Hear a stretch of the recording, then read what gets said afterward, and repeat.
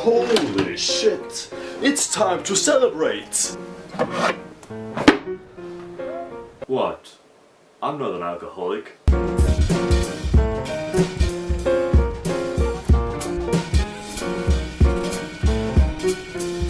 Hey guys, it's Thomas here, and oh my god, we did it! We have 10 subscribers. I have now fans in double digits. You can't believe how happy I am. I mean, if I continue like this and get 1 subscriber per video, then to hit 1 million subscribers it's gonna take a lot of videos. So, what am I gonna do for such an occasion? Improve video quality? Review relevant anime? Maybe something controversial? Come on, you saw the title. I'm gonna review an anime that's 7 years old. Why? I don't know. Now, what do you get for such a milestone? Because I love my subscribers. I don't know. Some new posters on the door, I guess. But now, on to the review. For people who don't know, then Afro Samurai is a miniseries done in 2007 that only consists of 5 episodes. It has really stylized animation and creative fighting styles. It's probably also one of the only series you should watch dubbed, since Samuel L. motherfucking Jackson gives his voice to the main protagonist. And that is just fucking awesome. And since this is my special episode, I'm gonna do something interesting here. Let's say I have a drink every time somebody dies. I mean, it's only 5 episodes, it can't be that bad. The anime starts off with our protagonist, purely named Afro, still a small child with his father, just strolling around when a new challenger appears. This being a world where the strongest fighter has a #1 headband and only the person with a #2 headband can challenge him. Afro's father is #1 at this time, but after the fight, I guess not so much anymore. Like, look at the facial expression of Afro over here. He's full on derping, which I adore about the anime because that will be a recurring theme. The fights themselves are awesome, but let's be honest, nobody fucking moves like that. Like, honestly, what the fuck is going on right there? And speaking of fights, who the fuck goes into a fight with a sword when guns exist? And the funny thing is that guns don't actually give you an advantage. But like, how the fuck did it take off his head with a gun? Well, they explain it later, but let's hang on that for now. I mean, balls to the walls, man, totally badass. Guess that's a shot. Cheers, man. So the cowboy is now our #1. Seems like a bastard, but doesn't kill the small Afros, so I guess it counts for something. The second thing to notice here is how people talk. I mean, I know it's supposed to be stylized and stuff, but this is straight up next level dialogue. But we're about 5 minutes in and already the second major battle is starting. And it's even better than the first.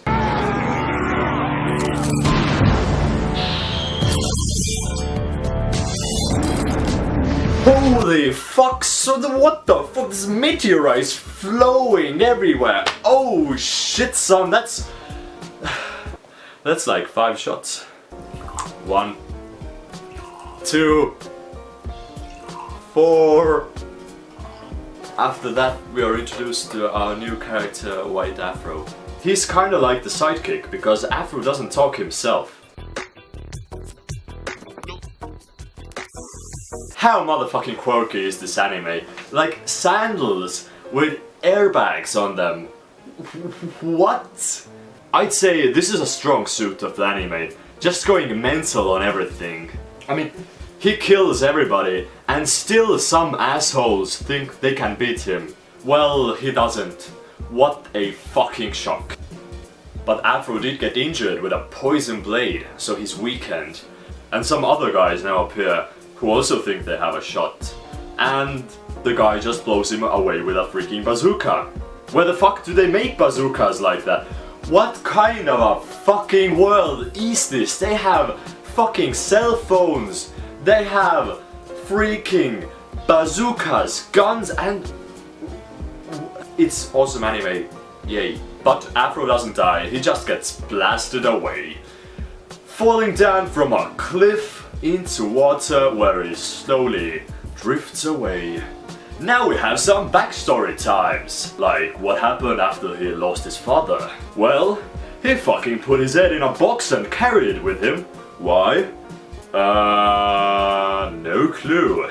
Even the bandits make fun of him for that. Here, we also see how he's almost killed, but taken in at the local dojo to make some friends and live a happy little life. This is more like a dream than a flashback. I mean, it still happened, but Afro is also dreaming it while he's recuperating from his poison blade. What the fuck was that? It's never mentioned again. This is like just fucked up. But the house is infiltrated and she dies. At least after they had some good sexy times. Anime boobs. Anyways, yeah, I know. More drinking.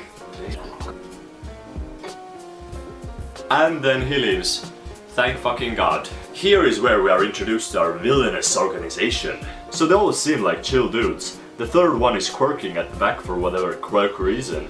And then they show their ultimate weapon. The Afro droid. Like, again, what the fuck is up with the technology?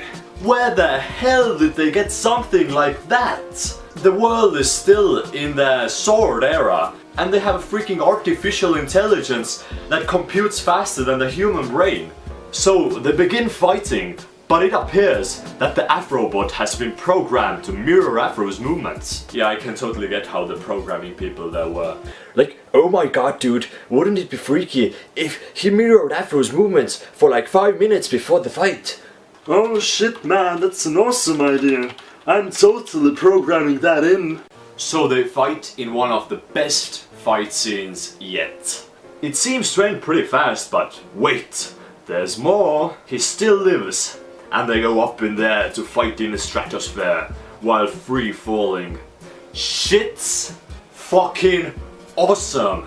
Yeah, bro. But like, I don't have to drink if he's a robot, not living being, right? Ah, who gives a fuck? And the other guy is hyping up his homies like, Brethren, I am proud to welcome a new disciple into our fold. damn. If we had lecturers like that in college, we'd be attending much more of it. I wouldn't be missing any classes. I wouldn't be drinking on a Thursday. Now Afro goes after those guys, and the fuck son, does he think he's Spider-Man or something? Anyways, okay, he defeats the big guy and...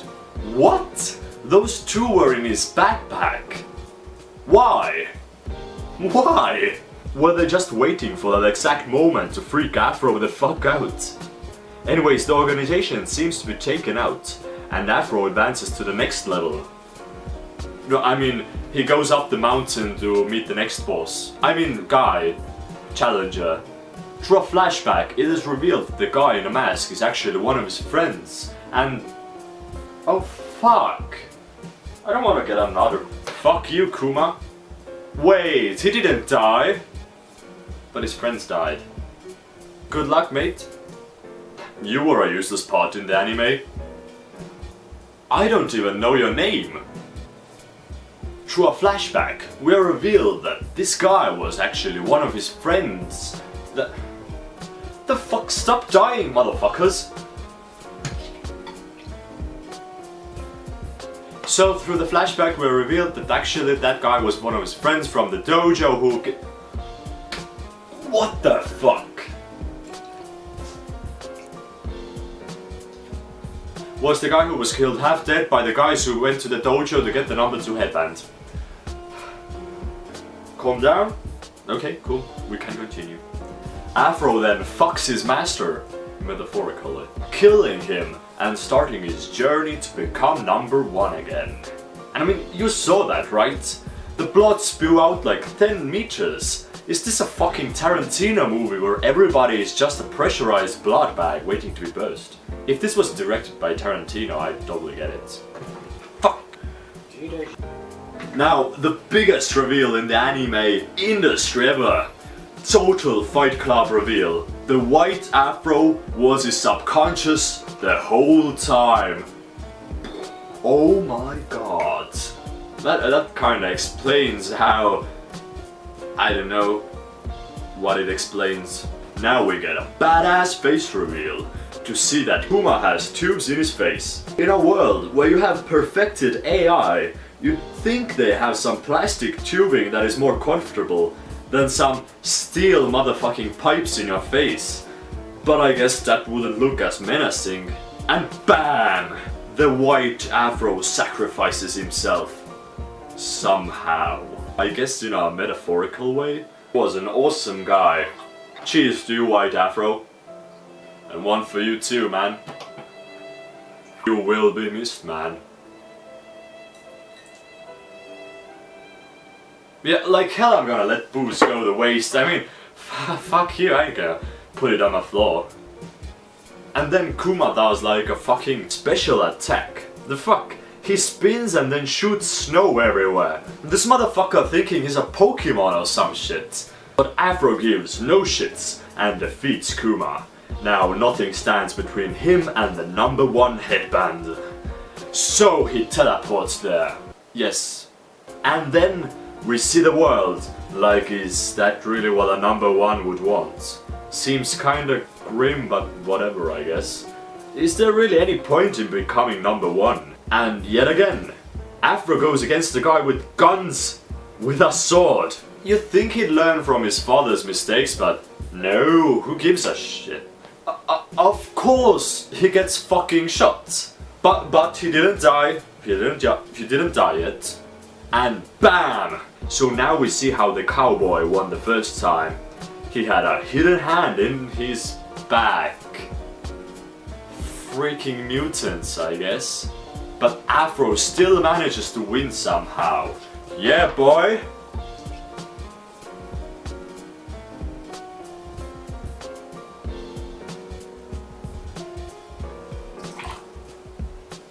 Fuck. So, he's invincible? Like, how is that supposed to work? How can Afro even defeat somebody who's invincible? Oh, I guess he just chops him into tinier pieces. Well, GG, mate. And that is pretty much it. Afro wins, and then after credits we get a reveal of 3 months later, and a new Kuma appears with bandages all over him because that makes him look cooler and you can sell awesome toys. But yeah, anime over. Afro Samurai is a pretty epic anime with a complete storyline. It isn't one of the sanest animes, and you shouldn't take it seriously, because it doesn't take itself seriously at all. It is well stylized, the characters are interesting, and the fight scenes, being idiotically unrealistic, look good. I really love the dubbing and the music especially. It is one of those animes where you just want to listen to the soundtrack after you watched it, like how it was with Death Note or Samurai Champloo. There is also a movie called Afro Samurai Resurrection that continues Afro's plotline if you're interested in seeing more.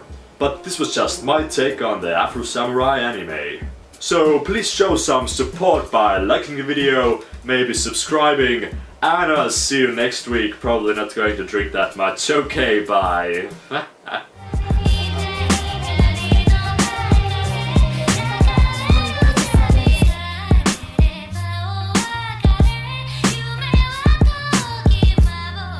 Afro Samurai.